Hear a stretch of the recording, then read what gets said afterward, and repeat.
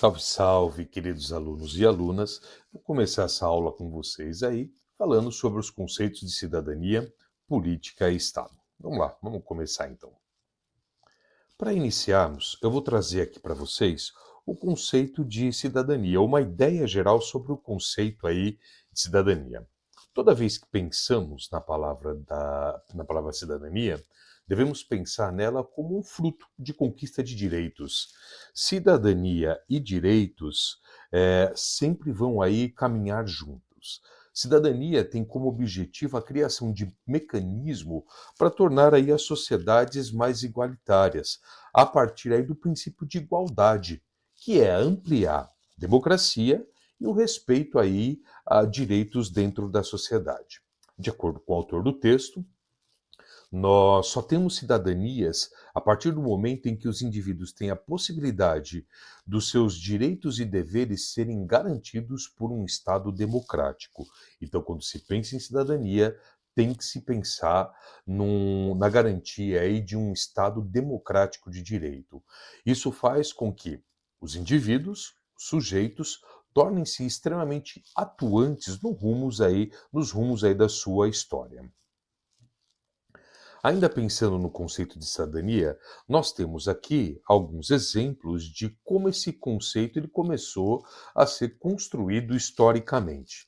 Eu vou ter aí, num primeiro momento, a Declaração de Independência dos Estados Unidos da América, no ano de 1776. Logo depois, eu vou ter a Declaração dos Direitos do Homem e do Cidadão, com a Revolução Francesa, em 1789, e em 1948, a Declaração Universal dos Direitos Humanos, que foi aí aprovada pela ONU, que é a Organização das Nações Unidas. Eu tenho aqui vários exemplos para vocês de como a ideia de cidadania ela foi se transformando, ela foi se estruturando ao longo da história. Quando a gente pensa aí na palavra cidadania, né, nós temos aí as origens da palavra cidadão e as origens da palavra cidadania. A gente vai remontar lá à Roma Antiga, quando o cidadão era aquele habitante não escravizado da cidade e do sexo masculino. Mulheres e escravos não tinham direito à representação política, não tinham direito à voz nas assembleias. A ideia de cidadão estava ligado somente aos homens não escravizados. Posteriormente, a gente vai ter aí na Europa a ideia de cidadania ela se tornando menor, vamos pensar dessa forma, porque eu vou ter aí monarquias absolutas onde o poder do rei é considerado aí um poder de Deus aqui na Terra e Deus jamais pode ser contestado.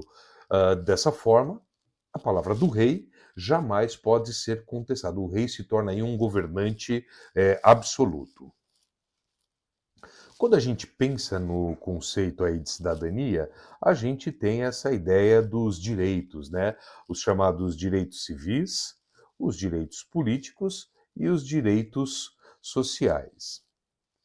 Os direitos civis, como vocês estão vendo aí, eles são datados do século XVIII, 1700, e vão englobar aí principalmente as chamadas liberdades pessoais, atreladas à expressão e culto religioso, o direito à propriedade, o direito a um tratamento legal justo, né? O que a gente vê aí é que esses direitos civis do século XVIII vão se aplicar a um grupo pequeno de pessoas, que eram os chamados homens livres. Já no século XIX, 1800, nós vamos ter aí a criação dos chamados direitos políticos, que vão estar atrelados à forma de participação no processo político.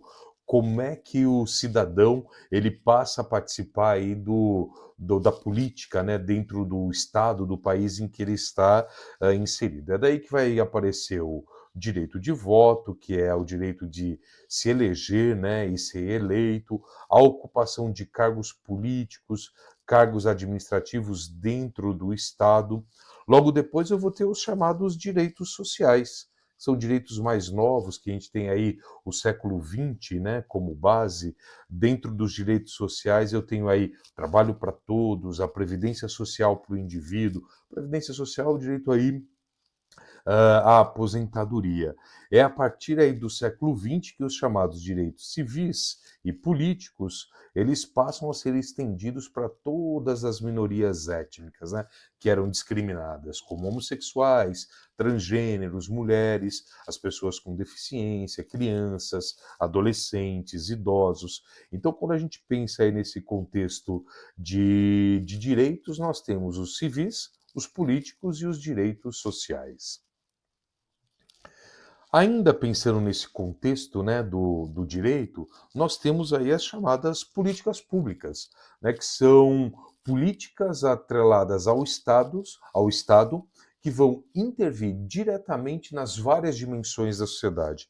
Dimensão política, dimensão econômica, dimensão social, dimensão cultural. Quando a gente pensa nas políticas públicas, nós vamos ter aí uma pequena diferença dessas políticas públicas em sociedades socialistas e sociedades capitalistas. Nas sociedades socialistas, as políticas públicas estão atreladas aí a alguns meios de produção que vão ser socializados ou coletivos. Quando meio de produção é a forma de se produzir, uma fábrica. Tá? Uma fábrica produz algo, é meio de produção. O meio de produção, quando ele é socializado, ele se torna um bem do Estado, passa a ser aí uma produção feita por um Estado, por uma empresa estatal.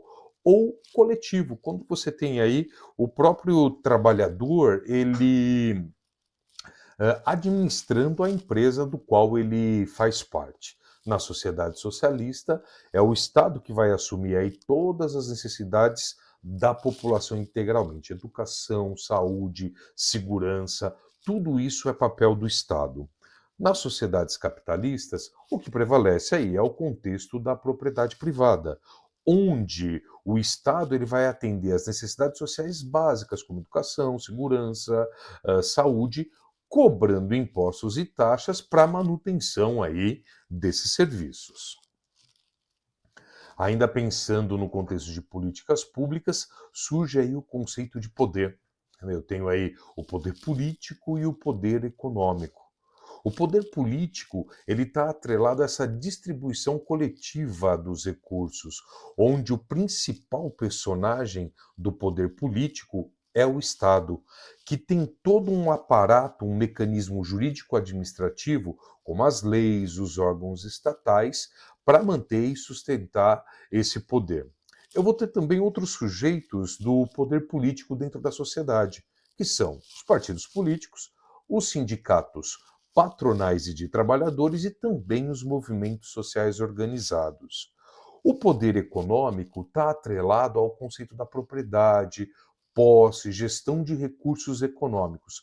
E o sujeito, né, quem controla aí o poder econômico, são as empresas. Então, o poder político está restrito ao poder do Estado e o poder econômico à sociedade de uma forma geral, personificada aí na figura das empresas.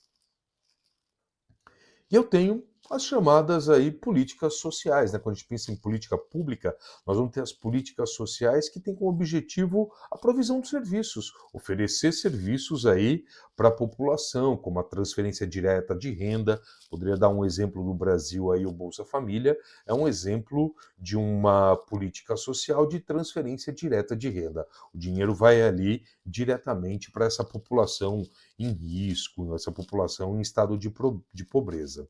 As políticas sociais vão ter o Estado como condutor delas. E o Estado, dentro das políticas sociais, ele vai ser o responsável pela manutenção do serviço de saúde, educação, do transporte em massa, da segurança, a previdência social, né, que nada mais é do que as aposentadorias, a chamada assistência pública de proteção social para a situação, para a população mais para a população em estado aí de pobreza, né, que está num estado ah, de risco, né? Vamos pensar dessa forma. Nós vamos ter, dentro desse contexto das políticas públicas, das políticas sociais, o Estado atendendo às necessidades básicas da sociedade, com o objetivo aí de reduzir os níveis de pobreza e superar a desigualdade social e regional do país. O grande problema é quando essas políticas sociais elas adotam aí um caráter assistencialista. Essa mera assistência ela vai se tornar muito ruim, precária, insuficiente para os mais necessitados. Quando o governo, então, ele foca as suas políticas sociais a partir de um caráter assistencialista, o problema em si não vai ser resolvido. Normalmente esse caráter assistencialista ele quase sempre é usado aqui no Brasil para fins eleitoreiros, né? A gente vê aí que em épocas de eleições, candidatos que estão no governo usam as políticas sociais para angariar aí votos. É muito comum isso acontecendo no Brasil. Quando a gente pensa aí no contexto da cidadania, né, no Brasil, eu tenho uma cientista política chamada Elisa Reis, que vai dizer que cidadania e liberdade, elas só acontecem a partir do momento em que os direitos políticos, civis e sociais, eles vão ser naturalizados, eles se tornam aí naturais para a sociedade, são universalizados, todos, independente de quem seja, passam a ter o direito, né, ou passam a ter esses direitos políticos, civis e sociais assegurados e respeitados. A cidadania plena, de acordo com a Elisa Reis, ela só vai acontecer quando os direitos sociais, eles também vêm acompanhados dos direitos civis e dos direitos políticos.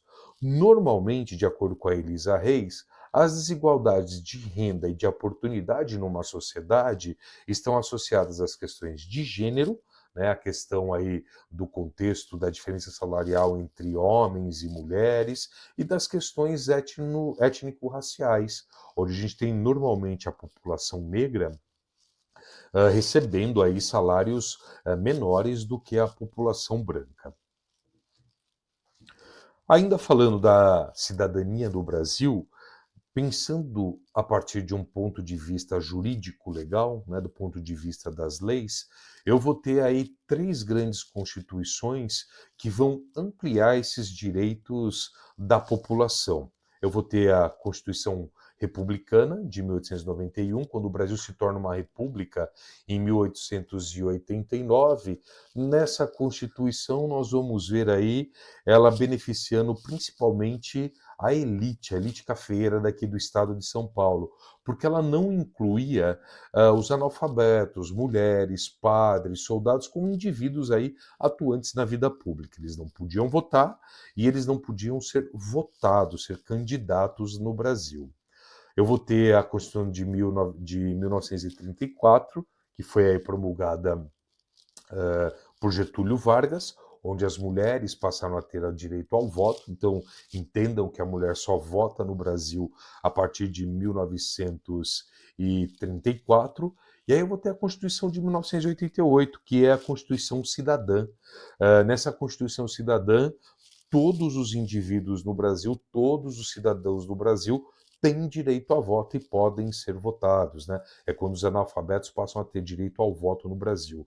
Na foto aqui do lado direito, a gente tem a figura do Ulisses Guimarães, segurando a Constituição aí de 1988, que foi promulgada quando o Brasil deixa de ser uma ditadura, em 85, e se torna aí uma democracia, né? Assume um governo aí democrático.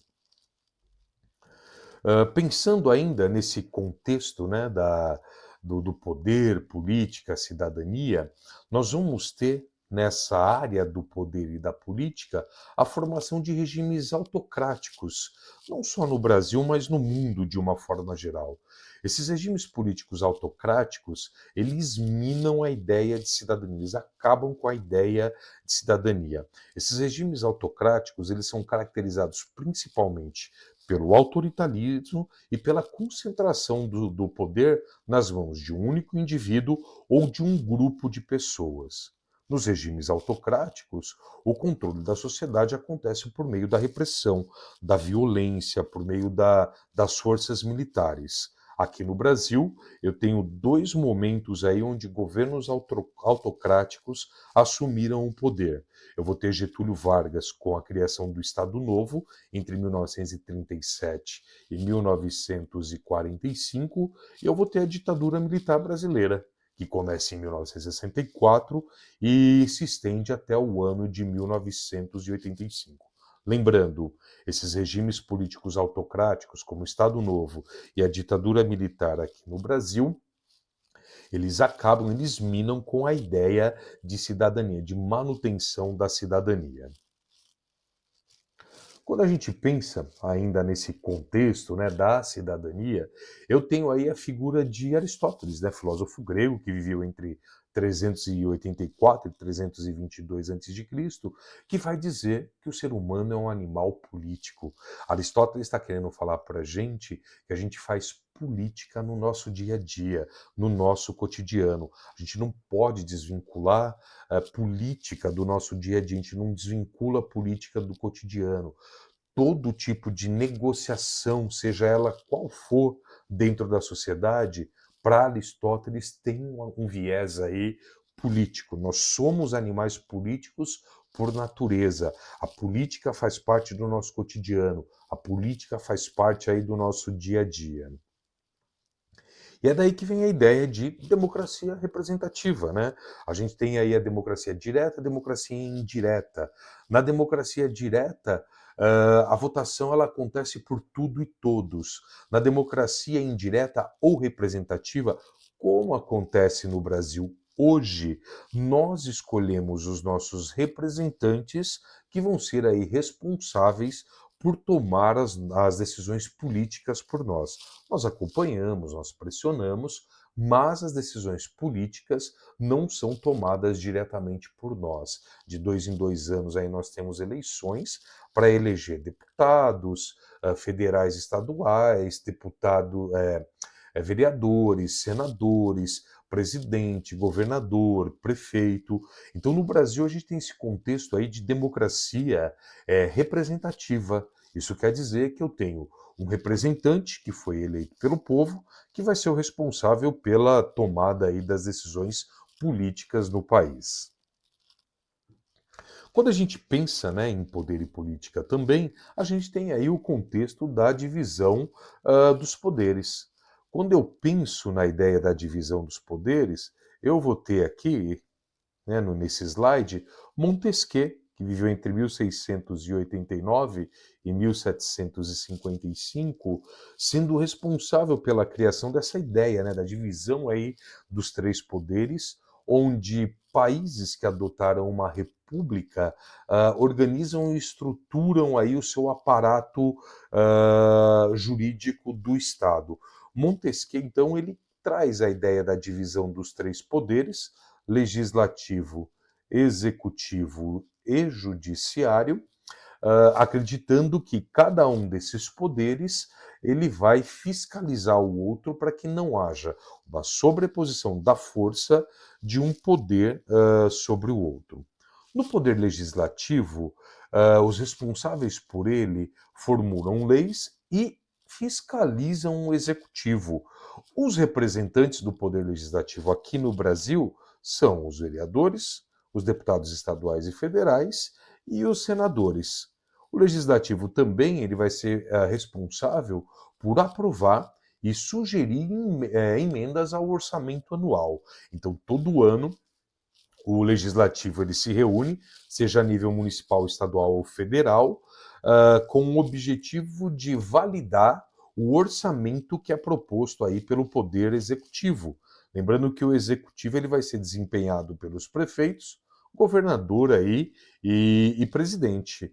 Quando a gente pensa no Poder Executivo, o que nós temos aí é o Executivo sendo responsável por executar as leis que foram determinadas aí pelo Poder Legislativo. Além disso, o Poder Executivo ele também é o responsável por propor o orçamento anual, para onde vai a verba aí para os gastos públicos, e ele é o responsável por administrar as políticas públicas, as obras e os serviços públicos. E por último, o Poder Judiciário.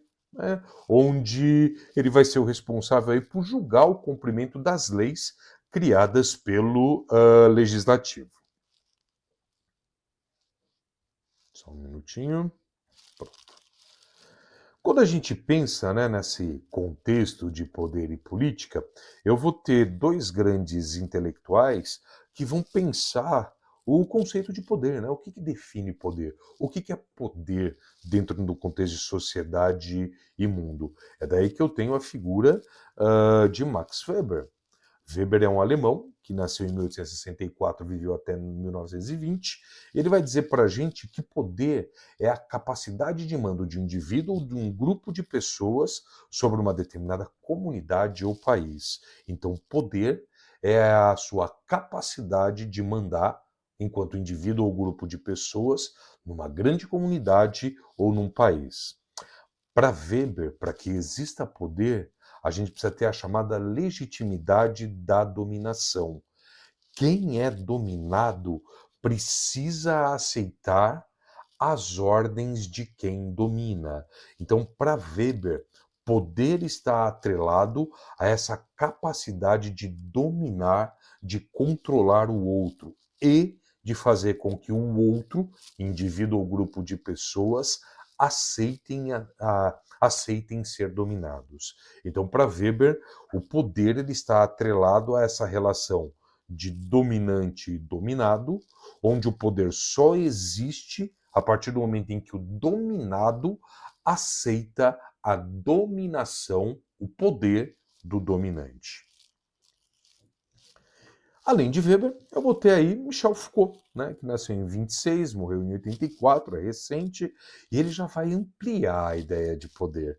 Para Foucault, poder está e ele acontece em todas as relações sociais, como as chamadas micro-relações dentro da família, onde você tem a autoridade de um pai e de uma mãe sobre os filhos.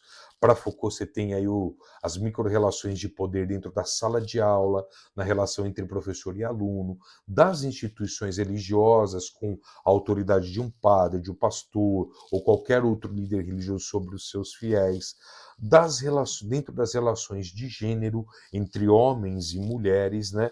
Para Foucault, o poder ele não tem um lugar. Para Foucault, o poder ele está em todos os lugares, nessas micro-relações de poder, em todas as relações sociais. Bem, queridos alunos e alunas, eu espero que vocês tenham entendido aí esses conceitos atrelados à questão de poder e política. Estudem, estudem.